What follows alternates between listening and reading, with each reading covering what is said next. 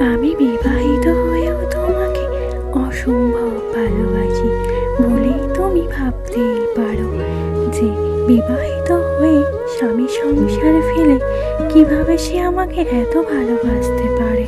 তবে কি সে কোনো স্বার্থের জন্য ভালোবাসে, টাকার জন্য, না দেহের স্বার্থের জন্য?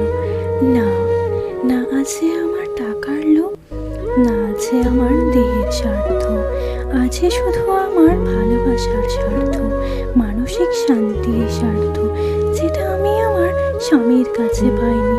একটা কথা কি জানো, আমার স্বামীর কাছে যদি ভালোবাসা আর মানসিক শান্তি থাকতো, তবে কেন তোমার কাছে আমি ভালোবাসা খুঁজবো? আমি হাজারো লাঞ্ছনা অপমান সহ করব। একটা কথা কি জানো, আমি যখন বিবাহিত হয়েও তোমার মায়ায় ভালোবাসায়